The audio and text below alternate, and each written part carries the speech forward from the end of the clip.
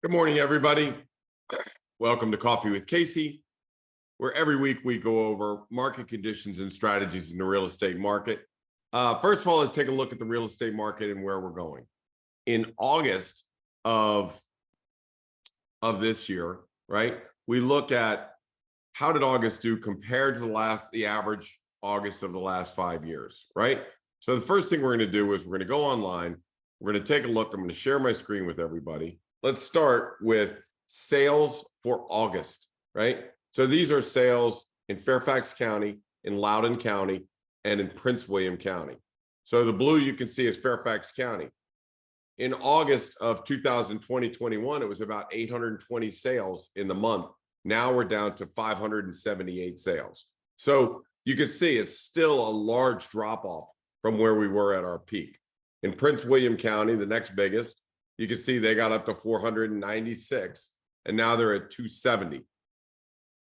So let's take a look at that. We had 496 sales, right? And in 2021, and this year we're at 270. So in Loudoun County, which is the gold chart here, you can see that in 2021 they were up to 395 sales, 371 sales in 221. By the time you get to 223, it's 180 sales. So they've gone from 395 to 180. So that's off by almost 50%. So when we look at this, we just still have to understand that the market is really, and again, I'm not going to use the word soft. I'm just going to say sales are down. What does that mean? Real estate companies make less money. Settlement title companies make more money, make less money. Mortgage companies are making less money. So there's less money in motion. And when money goes in motion, people sell houses and buy houses. That's when the economy does very well. The real estate segment, big segment of our economy. So we kind of look at that and we say, okay, well, Fairfax County's August sales then are down 21% for the month of August, 38% for Prince William County, 43% for Loudoun. So what does that say? Well, before, remember, everybody got pushed out because they could now live in Percyville or Round Hill. I'm sitting in Round Hill today. Buy a house because now people could work from home. Well, a lot of companies are calling people back. So maybe that working from home all the time is not a permanent thing. Maybe it was a temporary thing. So maybe their sales are down a little bit. And everything is relative. Remember, they had a bulk up of sales because everybody was moving out west or to Colorado, moving out where they could telecommute, get more house for the money. So there was a bubble, and now it looks like it's coming back down to earth. Okay, so let's look at this week. Okay, and I real estate markets are a week by week thing, right? Because when I put a house on this week, well, I really can't depend on what happened a month ago. I need to know what's going on this week. So what I do is I run what goes on in a week. How many houses go on the market? How many of them go under contract? How many go pending? How many have contingencies? How many coming soons are there? How many withdrew? So every week I look at the market because I need to be current on my markets that I work in. So let's look at this chart. What the chart shows you is, let's say we go to someplace like McLean. All right, last week, only 15% of their homes sold. They were a success. They went on the market, they went pending, under contract within 10 days. That's the goal. That is our goal. But only 15% of the teams did it the week before. This week, 18%. So that's a little bit of an improvement. Remember, back in May, these numbers were up in the 80s and 90s.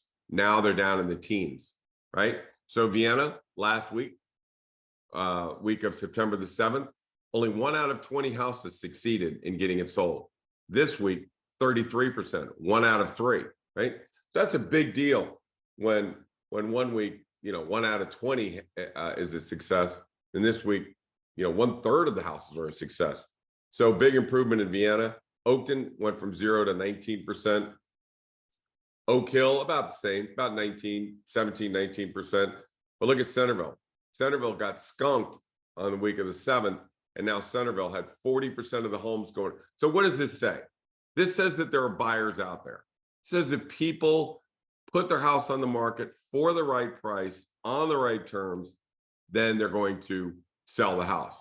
So when you have 40% in Centerville, 38% in Haymarket, 40% in Aldi, these, this is showing that when you put a house on the market, it's going to sell.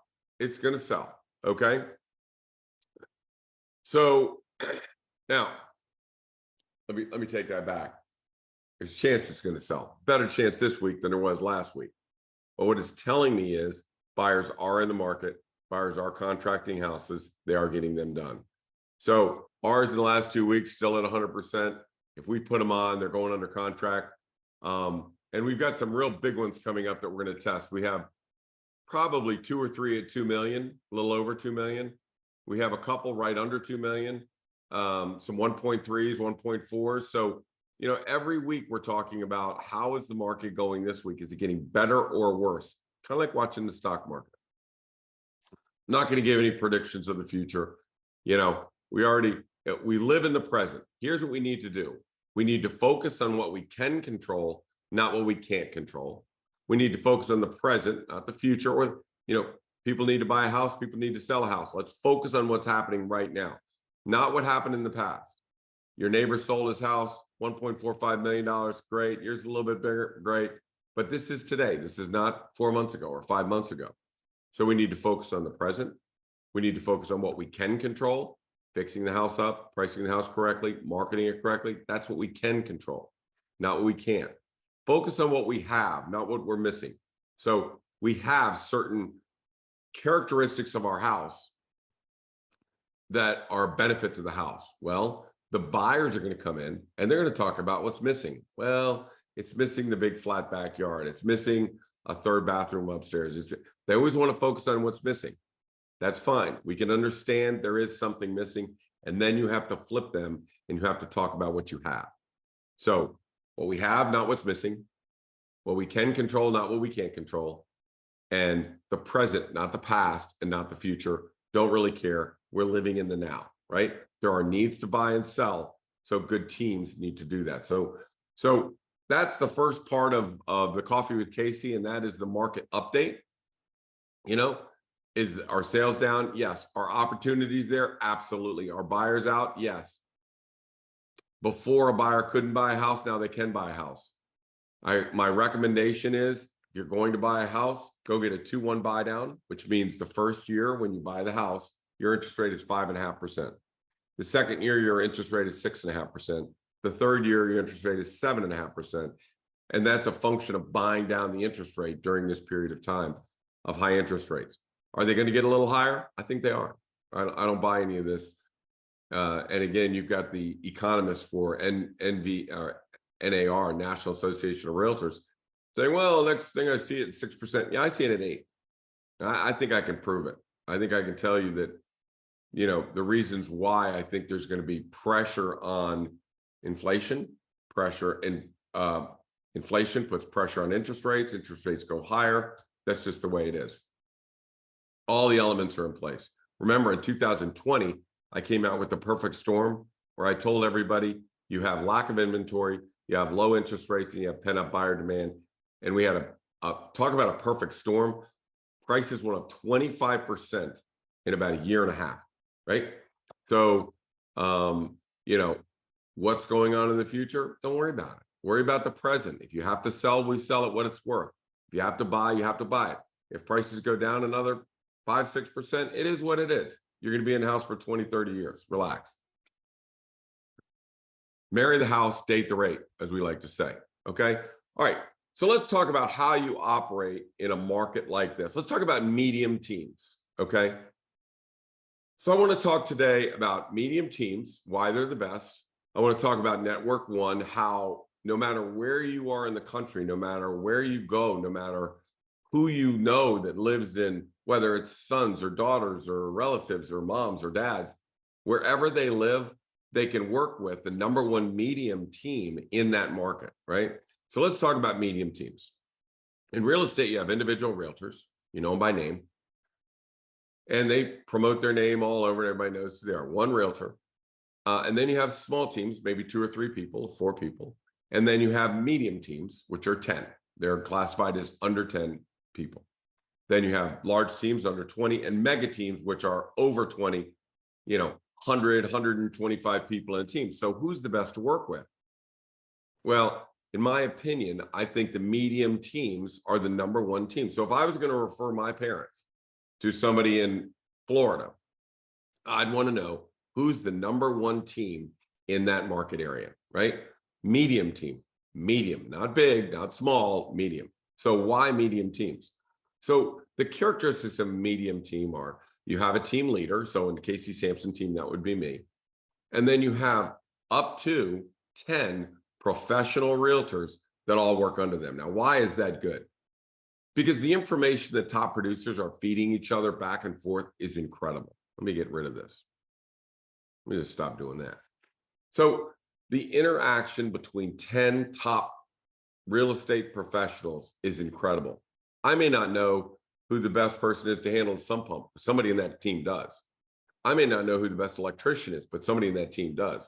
So, the best practices of 10 top professionals, incredible. Nobody's babysitting anybody. So it's really the focus. It all comes down to one word, focus. What does a medium team focus on? Well, a mega team focuses on recruiting agents and getting leads. Buy leads from Zillow, buy leads from Realtor.com, buy leads from this, buy leads from that. Their only interest is buying leads. Put a home on the market, no matter what the price is, so you can generate open houses. If I can generate open houses from my mega team, then that's good because I can get them business. They can try and get business off that. Now, is that focus good for the seller or is it good for a mega team? It's good for the mega team, not good for the seller. The focus of a medium team is very simple. They want to be the best they can possibly be at selling a house. Just sell a house, right?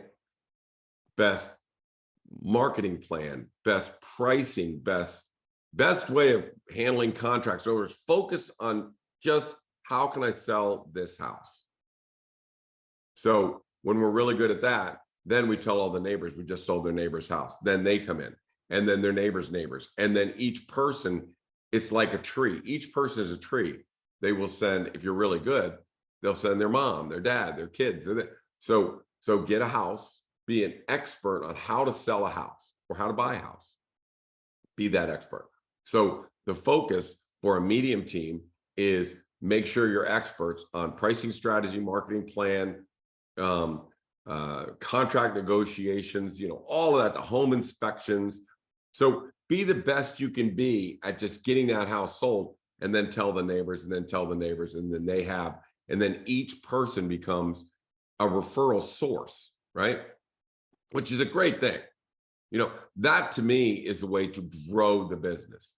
So if each person that comes onto that team gets stronger because now they're learning things, Ferris is learning things from Johnny, Johnny's learning things from us, I'm learning things from, everybody's learning on that team. But it all really focuses of how am I going to sell this house? It's focus, right? Now, what's the focus of a individual agent? Well, I couldn't handle more than 2 deals a month, to be honest with you. So their focus is trying to control this mass mayhem. There may be 5 or 6 or 7 houses.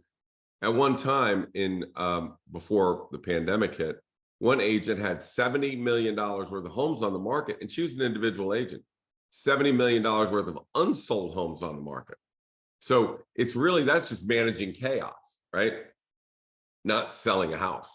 The focus of medium teams are selling a house. I'm going to talk about how that helps people all around the country and how this thing spreads, which is really, really nice. But the first thing you need to realize is why medium teams? Well, there's another reason why medium teams. So we've got some really special people on our team. You got Julie Hart, which is phenomenal. She does all the marketing. She does geofencing, which is expensive, and Google Ads, which is expensive. But she's perfected the social media part of this, of how to take that house and market it correctly to get people from all over the area to look at that house. A person in Arlington may be looking at a house that costs $2 million. In Vienna, it costs 1.6. So if we can reach out to the buyers looking in Arlington to look at these homes in Vienna, they're going to find a great deal. I'm in Round Hill right now. If we had a person in Round Hill, we'd be marketing to people in Oakton and Vienna and closer in, where this home that I'm sitting in, probably out here 1.2, probably in Vienna 1.8. Go figure. You know, when they see what they can get a little farther out, then maybe they'll take that drive that's 20 minutes a little farther than you think it is. So we can afford somebody like Julie. We can afford somebody like Michelle, who is the communications expert. Michelle is communications par excellence. And you can afford, you know, somebody to make sure, Sharon, to make sure all these listings look great, everything is done, it's coordinated. So you see, it really takes 10 of us to afford a Julie, or to afford a Michelle, or to afford a Sharon. And if there's only 1 or 2 or 3 of us, we can't afford it. We just can't afford it. And if there's 30 or 40 of us, then our attention is somewhere else. Our attention is, how are we going to get more leads for 30 people? How are you going to feed 40 real estate agents? Think about that for a minute. I mean, is your focus really on selling a house if you're trying to get leads for 40 agents? So let's take the network. NetworkOne is what I call it, right? So we're the #1 team in the state of Virginia. But really, am I the best team to handle a Richmond deal? No. Or a Fredericksburg deal? No, not. But I know the #1 team in Fredericksburg. I know the #1 team in Richmond. I know the #1 team in Dallas, Texas, or in Fort Worth, or all of these. So when you work with a top team, then it's a one call to the best team, medium team in that market, right? So let me give you an example. I had somebody going to Dallas, and we went to the medium team in Dallas. You know, not really crazy about that team or what they were doing, so we went to the second team. Well, guess what? That was the guy. They had the similar thought and mentality that we had. So really, when we're looking for an agent, we usually don't have to go more than 1 or 2, either the top team in that area or the #2 team in that area, medium-sized teams, and there you go. So this network of NetworkOne is very powerful. You know, I had a friend had a house, couldn't sell it.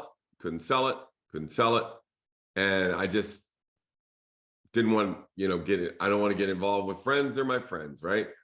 So finally, you realize that the person's trying to sell this house sold them the condo. So I said, well, let me look her up. Well, she's never sold any other houses. She's never listed any other house. She's not a listing agent. So what we did was put them in touch with a professional medium team down in Florida so they could get that thing sold, and they did, and at the correct price. So the focus here is, if somebody's living outside of the area, now let's be clear on this. The difference between doing this right and wrong, the difference between selling a house correctly and not correctly in Northern Virginia, $200,000. $200,000. The difference between people that get 105% for their houses and 120% or 125% for the house, that's a $250,000 spread. That's a big spread. So what's at risk? You put it on the market and it's not a success. It's going to sit. People are going to think something's wrong with it. Then you go into what we call the pricing death spiral, where you start dropping it down and down, and they still think something's wrong with it. Well, they know you couldn't get this. Now you're asking this. Well, then nobody's going to bid it up, and they're waiting and you're going into a death spiral. So the difference between putting it on correctly, correct marketing, correct staging, correct pricing, correct testing and predictive analysis. There's a big difference between people that bid a house up or let a house go down in a spiral. So what we want to do is we want to make sure that in a market like this, where I don't worry about it at all, I'm not worried at all. I'm putting houses on the market. We're getting them under contract. But you have to have a plan in a market like this. Medium teams, right? I love having this medium team. Johnny will come to me and we have a problem and an issue. Let's solve it. Let's come through it. Ferris has one. Let me give you a perfect example. Ferris has a $2.5 million house. The buyer loses their job. It might have been 2 weeks before settlement. The buyer loses their job. all hell breaks loose, right? This is a big deal. This is the biggest sale in Willisford. So we all get together. We don't panic. You don't never panic, right? We're all football coaches here. You don't panic. So you come up with a plan. Well, first of all, does he still want the house if he had a job? Yes. Okay. Then the goal number one is, let's see if he can find a comparable job where they can make him an offer, and the offer itself will let him qualify for the mortgage. So that's the first plan. Keep the same buyer that wants the house in the house. Plan two, who else was looking at it? Let's go find another contract. So you're working in parallel tracks to handle this. And that's why when you have 10 experienced professionals all talking and about what we're doing and how we're doing it. So that's what's called best practices. This is the best practices, and it just grows. And that's why when I'm looking to send somebody to New York, I'm going to find the #1 medium team in New York. I'm going to interview them, make sure they're #1, make sure that they have a similar mentality that we have. And if that works, they're in. I rarely get to #2, but sometimes you do. Some people's has a very lofty opinion of themselves. I have no time for that. I need a worker bee. I need a guy I need people, not a guy. I need realtors that are workaholics, just like we are, that are professionals, that when I ask them 5 questions, they give me the right answers. Like I said, I'm a football coach. I can sit down and talk football with a person and tell you really quick whether they're a real football coach or just a dad coaching football. There's a big difference in the two. There's a big difference between a professional realtor and a person selling real estate. So let's talk about this referral way we can do it. If somebody has a friend or family member or business associate or even a neighbor, they can refer them to a medium team. In Northern Virginia, we can handle it. But in Fredericksburg, we would put it to another medium team. Or in Winchester, we'd have another medium team. Or in Dallas, Texas, we'd have another medium team. Get people in the hands of someone who is a professional and can help. And let me tell you why this is really, really important. For your parents, we want them taken care of. For your kids, we want them taken care of, obviously. But let's talk about your neighbors. If your neighbor gets a bad realtor and that bad realtor puts it on too high and doesn't prepare it and the price comes in low, what does that do to the value of your house? It drives your house down, right? So if I'm a neighbor and somebody I know is going to hire somebody to do it, I would at least say, we need to get a good realtor to help, get this in. I would at least nudge them and recommend the proper realtors. I have neighbors recommend people to me all the time. Why? Because they know that if we get the job done and we get multiple contracts and they bid it up, the value of the whole neighborhood goes up.